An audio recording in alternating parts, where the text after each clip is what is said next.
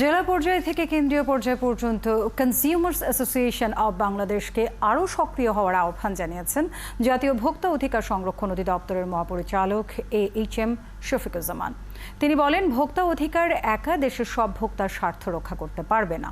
শুক্রবার রাজধানীর TCB ভবনে ঢাকা বিভাগের ক্যাব ভোক্তা অধিকার সংরক্ষণ কার্যক্রম শক্তিশালীকরণ নিয়ে এক সেমিনারে এসব কথা বলেন তিনি বলেন, সরকারি প্রতিষ্ঠান হিসেবে ভোক্তা অধিকার অধিদপ্তর যেখানে কাজ করতে পারে না সেখানে ক্যাব আওয়াজ তুলে ভোক্তার অধিকার নিশ্চিত করতে পারে, কিন্তু ক্যাবের যতটা সক্রিয় হওয়ার কথা ছিল ততটা সক্রিয় হতে পারেনি। ক্যাবের দুর্বলতার সুযোগ নিয়ে অনেক ভুঁইফোড় প্রতিষ্ঠান বাজারে বিশৃঙ্খলা সৃষ্টি করছে বলেও জানিয়েছেন তিনি।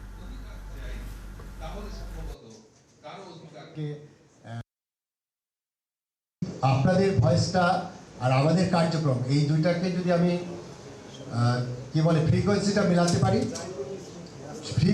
যদি মিলাতে পারি, একই ফ্রিকোয়েন্সিতে চলতে পারি, তবে আমি মনে করবো সত্যিকার অর্থে কিছুটা হলে এই কনজিউমার রাইটস এটি প্রোটেক্টেড থাকবে।